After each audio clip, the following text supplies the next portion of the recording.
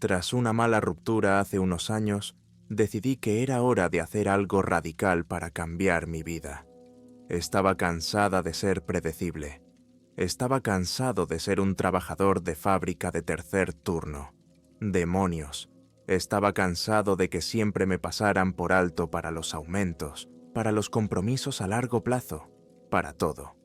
Había intentado cambiar mi vida en el pasado y siempre había fracasado. Pero esta vez funcionaría. Hasta esa primavera nunca había salido del estado, y desde que Rebeca me dejó por, ¿cómo se llama?, chico del fondo fiduciario, siempre había estado dándole vueltas a formas de escapar de mi monótona existencia. Y un día me estaba preparando para ir a trabajar y las notificaciones de mi correo electrónico sonaron en mi teléfono.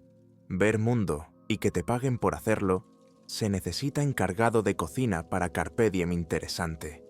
En el anuncio había pocos detalles sobre el trabajo, pero daba 2 números de teléfono, uno gratuito y otro para que llamaran los habitantes de California. También había una página web con más información de contacto, vídeos de tripulantes felices navegando en alta mar, familias en el crucero comiendo juntos de maravilla. Fue suficiente para convencerme de que lo probara, pero aún así me resistí.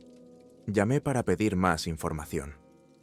La mujer con la que hablé, demasiado alegre, tomó toda mi información pertinente y me envió una solicitud por correo electrónico. Y la última pregunta que le hice se refería a mi remuneración. Mientras trabajaba en el Carpetum, el chef me iba a ganar un mínimo de $3,000 por cada crucero de 7 días. Me dijo: «Tío, se me desencajó la mandíbula y de repente se me hizo el aire muy fino. Eso era más de lo que yo había ganado en todo un mes, trabajando 40 horas semanales en la fábrica». Volví a preguntar para asegurarme de que no había entendido mal. Riéndose, me dijo de nuevo: $3,000 por cada crucero de 7 días. Y había una prima para los cruceros más largos. Si el crucero duraba un mes, recibiría $15,000 más una prima de $2,500 por permanecer en mi puesto y en el mar durante todo ese tiempo. Debo decir que cuando colgué el teléfono, estaba extasiado. Hacía años que no era tan feliz. Parecía que mi vida por fin iba a dar un giro. Las cosas tenían que mejorar a partir de ahora. A los 32 años, emprendí mi primer viaje lejos de mi pequeño rincón de Tennessee. Conduje hasta el aeropuerto y me subí a un avión rumbo a California, embarcándome en una aventura que cambiaría mi vida para siempre, de un modo que nunca habría imaginado en aquel momento. El puesto de jefe de cocina era perfecto para mí. Sadie y Tony se encargaban del desayuno y Rob y yo de la cocina. El resto del tiempo teníamos vía libre, siempre que siguiéramos el menú establecido por los jefes. A mitad de mi segundo mes de viaje, Sadie, del equipo del desayuno, vino a verme poco después de comer y quiso hablar conmigo en privado. Hasta ese momento, no había considerado a Sadie una persona caprichosa, pero ese día empecé a preocuparme de que tal vez estuviera sufriendo algún tipo de crisis mental. El trabajo principal de Sadie era desayunar en la cocina, pero por las tardes ayudaba en la cubierta de camas. Mientras limpiaba los aposentos de un caballero, se había encontrado con la parafernalia de la secta y dijo que se había burlado de lo ridículo de esas creencias y lo sacó de su mente. Entonces me mostró un trozo de papel sacado del diario de ese mismo hombre el día anterior y la regañé. Me empujó el papel en la mano, con los ojos asustados y muy abiertos, insistiendo en que lo leyera por mí mismo. Luego me dijo que iba a dejar su puesto en el siguiente puerto. Se bajaba del barco y no volvía a subir. Yo nunca había sido supersticioso. No creía en la magia, pero algo sobre la reacción de Sadie a este papel me hizo reflexionar. No me gustaba la idea de estar en el mar con un hombre que podría estar loco.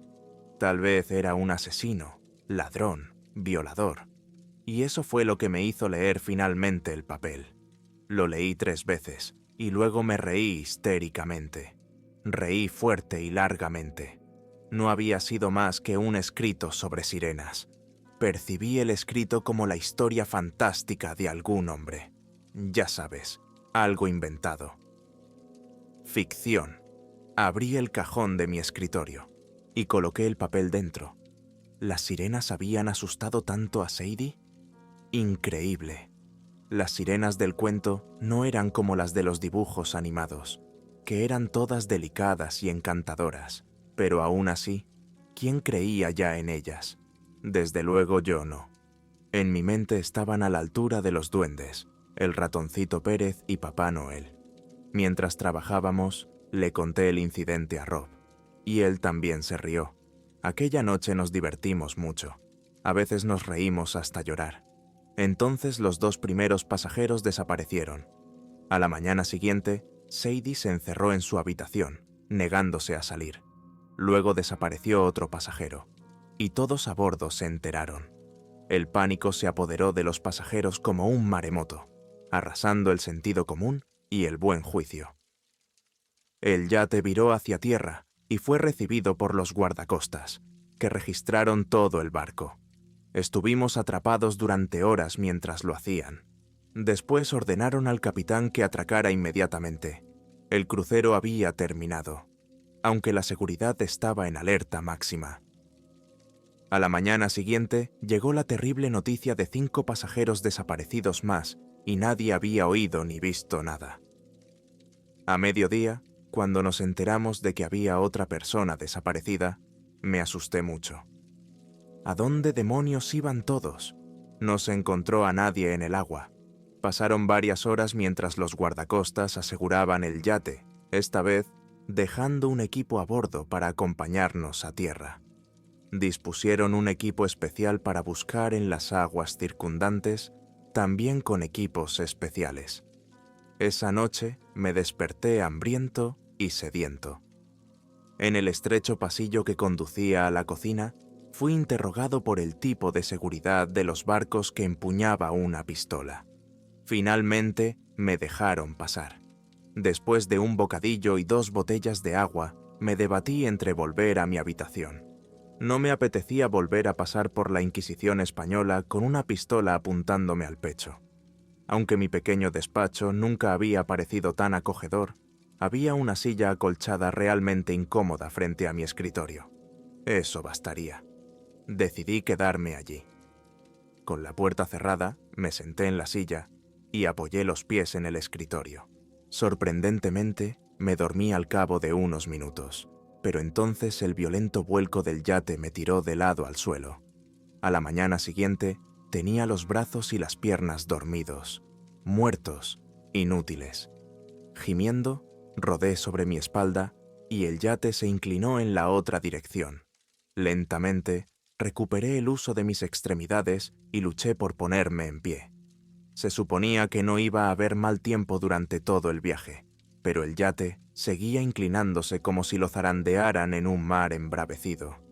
El tipo de seguridad no estaba presente. Al entrar en el pasillo, las puertas estaban abiertas y se movían con el vaivén del barco. Toda la cubierta inferior tenía un extraño aire de abandono. Al pasar, pensando que había desaparecido otro pasajero, me apresuré a subir otra cubierta y me dirigí a la puerta exterior cuando me di cuenta de que todo estaba muy silencioso, inquietantemente silencioso y vacío. No había nadie en la cubierta principal del barco. Grité por el pasillo llamando a alguien. Nadie respondió. El único sonido era el chirrido de las puertas abiertas al ser movidas por los movimientos cada vez más violentos del barco. Un escalofrío me recorrió la espalda. ¿Dónde coño estaban todos? Los guardacostas los habían subido a un barco y los habían llevado a puerto. Tal vez. Salí corriendo y vi que, efectivamente, había un barco guardacostas amarrado al nuestro. Pero tampoco había nadie en sus cubiertas y no podía ver a nadie a través de sus numerosas ventanas. Lo que sí noté fue que el yate estaba inclinado sobre el agua. La proa se hundía aún más en el agua, y el pánico hundió sus garras amarillas en mi cerebro. Corrí a buscar un bote salvavidas o un chaleco salvavidas, lo que pudiera. Estaba completamente solo en medio del mar. Ni siquiera sabía exactamente dónde, porque nos habían desviado hacia tierra antes de tiempo, y nuestro yate se estaba hundiendo. El bote salvavidas era de los que tiras de la cuerda y se autoinflan. Estaba pensado para pocas personas, así que seguramente estaría bien solo. Mi móvil estaba en mi habitación y no me atreví a volver a por él. La proa estaba aún más abajo en el agua, y como el océano golpeó contra el casco, el agua ahora se precipitó sobre la cubierta. Aquella agua pronto inundaría el nivel inferior, y yo quedaría atrapado. Si estaba allí abajo, si podía llegar al barco de la guardia costera, estaría bien. Podría pedir ayuda por radio. Lo primero era salir del Carpe Diem antes de que se hundiera. Armándome de valor, me acerqué al barco que se hundía y salté al agua con mi bote salvavidas inflado. Riéndome porque lo había conseguido, remé hacia el barco guardacostas. Seguía amarrado al Carpe Diem. No había forma de subir al barco por el lado de enfrente, así que remé hacia la parte de atrás, y resultó que no había forma de subir en absoluto. Si la amarra hubiera estado floja, al menos podría haber intentado trepar por ella, pero no lo estaba, y no pude. Estaba atrapado en el pequeño bote salvavidas, balanceándome en el agua, totalmente a su merced. El movimiento del agua me alejaba de los barcos y lo dejaba durante un rato, luego remaba de vuelta a los barcos. Así continué hasta el anochecer y estaba demasiado cansado para asustarme. Para entonces, también tenía hambre y sed. No había tenido tiempo de coger comida ni agua, solo pensaba en salir del barco que se hundía y que, sorprendentemente, seguía a flote, a duras penas, pero seguía a flote. Tumbado boca arriba, miraba las estrellas y esperaba que alguien viniera pronto a ver cómo estaba el barco de los guardacostas. Esas cosas no podían quedar abandonadas sin que nadie se diera cuenta, ¿verdad? Me dormí con demasiada facilidad y me quedé dormido varias veces. Cada vez me despertaba sobresaltado cuando el bote salvavidas se sacudía violentamente hacia un lado y se alejaba de los barcos. Me incliné sobre la borda y empecé a remar hacia los barcos. Y mi remo golpeó algo bajo el agua. Me quedé paralizado. No debería haber nada más que agua. Lo primero que pensé fue en un tiburón, seguido de un cadáver. ¿Sería allí donde habían ido a parar los pasajeros desaparecidos? Tras unos minutos pensando, la curiosidad se disparó y no había aletas de tiburón a la vista. Volví a meter la pala en el agua y busqué alrededor lo que había golpeado antes y volví a rozar algo sólido. Pero no parecía muerto. Se movía bajo mi remo. Se movió contra él y solté el remo. Flotó a medio metro de mí y lo alcancé.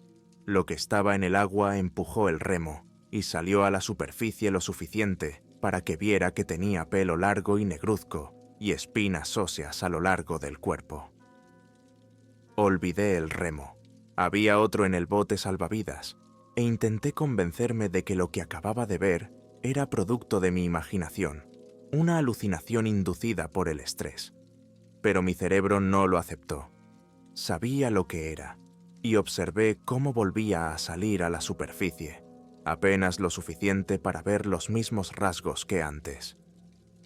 Conteniendo la respiración, me coloqué de rodillas en el centro de mi pequeño hinchable y no le quité ojo de encima mientras rodaba y salía a la superficie, lo suficiente como para provocar mi mente, pero nunca lo suficiente como para convencerme de que era lo que mi corazón ya sabía. Era una sirena, como aquellas sobre las que había escrito aquel hombre.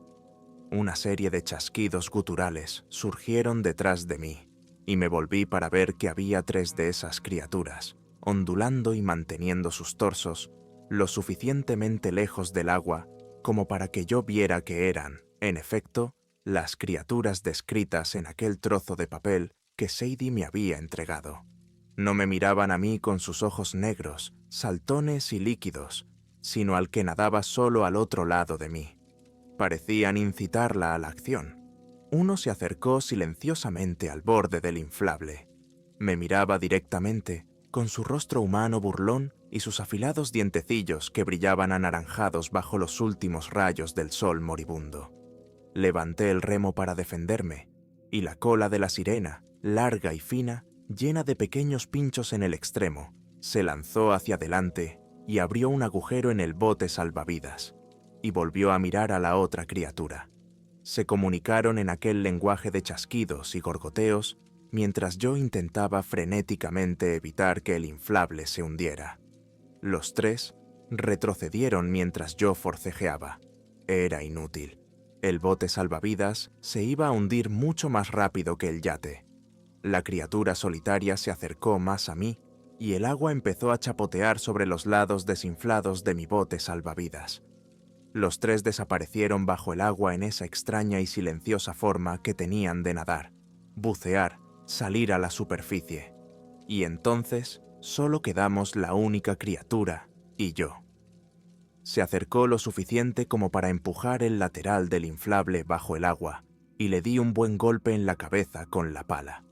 La criatura chilló, retrocedió y se sumergió en la superficie negra y aceitosa del agua, pensando que la había herido lo suficiente para asegurar mi huida. Empecé a nadar hacia la amarra entre los barcos. El Carpe Diem se había hundido lo suficiente para que yo pudiera alcanzarlo y subir al barco guardacostas. Cuando me estiré para alcanzar la amarra, algo me golpeó el tobillo con la fuerza suficiente para apartarme de ella. Algo me rodeó de nuevo el pie y empezó a arrastrarme hacia abajo. Forcejeando, le di una patada, pero la cuerda quedó fuera de mi alcance mientras la criatura me arrastraba con los brazos alrededor de las caderas. Luché con más fuerza para escapar y el agua de mar me llenó la boca. Iba a ahogarme en medio de la nada, presa del pánico. Intenté meter los dedos en los ojos de la criatura. Su agarre se aflojó y le di una patada lo bastante fuerte como para que golpeara el casco del yate y yo me estrellara contra el casco del otro barco, tosiendo agua. Volví a agarrar la cuerda. La criatura permaneció bajo la superficie y volvió a acercarse a mí, haciendo palanca con el casco del barco. Esperé hasta que estuvo a punto de agarrarme de nuevo y la empujé hacia los hombros. Pateé hacia abajo cuando su torso pasó por debajo de mí y me levantó lo suficiente como para alcanzar finalmente el cable. Ahora no recuerdo exactamente cómo, pero llegué a bordo de ese barco de la Guardia Costera. En un momento tenía la cuerda en la mano y un instante después estaba de pie en la cubierta. Nunca había estado tan aterrorizado en toda mi vida. Miré por encima de la borda y vi a la criatura cresteando en el agua. Nadó por la circunferencia del barco, deteniéndose a intervalos para mirarme. Sabía que no estaba a salvo. Todas aquellas personas desaparecieron del yate de alguna manera, así que las criaturas tenían que haber encontrado una forma de entrar en los barcos. Corrí a la sala de radio y pedí rescate. Cuando me preguntaron por qué estaba comunicando desde un barco guardacostas, balbuceé que todo el mundo se había ido y que yo era del Carpe Diem. Me dijeron que me mantuviera firme y en calma, como si eso fuera posible. No sabían que había criaturas nadando alrededor del barco, intentando matarme en la oscuridad. Observé las aguas que rodeaban el barco, mientras más criaturas se unían a la criatura solitaria. La noche se llenó de ese terrible chasquido y gorgoteo. Pronto oí ruidos de arañazos en el casco. Las criaturas ayudaban a lanzar a una de las sirenas más pequeñas hacia la cubierta, y los arañazos se debían a que la criatura se deslizaba hacia el agua cuando no alcanzaba la cubierta. Y finalmente, a lo lejos, oí los rotores de un helicóptero batiendo el aire. Era el equipo de rescate, y no era demasiado pronto. Cuando una de las criaturas aterrizó en la cubierta, se oyó un ruido sordo. Corrí a verlo y cerré la puerta de un portazo. Subí corriendo los escalones hasta el nivel superior y me encerré en el cubículo cuadrado de cristal con el equipo de comunicaciones. Los ruidos de arrastre de la cubierta se hicieron más fuertes. Un sonido como el de una mano mojada, bajando por el cristal, sonó directamente detrás de mí, y no pude girarme para mirarlo. Mantuve la vista fija en la luz del helicóptero, abierta contra la esperanza de que llegaran a mí antes que esas cosas. El reflector del helicóptero atravesó la noche como la espada de San Miguel. Michael y corrió esas criaturas de nuevo en el agua. El equipo me llevó a la cubierta y al helicóptero. Cuando despegamos, pude ver la mancha de cuerpo entero en el cristal de la cubierta superior. Aunque parezca mentira, esa es mi historia. Los desaparecidos nunca fueron recuperados y todo el incidente fue encubierto. Salpicó los titulares que el Carpe Diem Sandhouse y todos los pasajeros perecieron. No era mentira, pero era engañoso. No tuve valor para contradecir las historias. ¿Quién iba a creer mi historia? Me conformaba con volver a mi aburrida y predecible vida en mi aburrido pueblecito de Tennessee, lejos del océano y de cualquier criatura de las profundidades.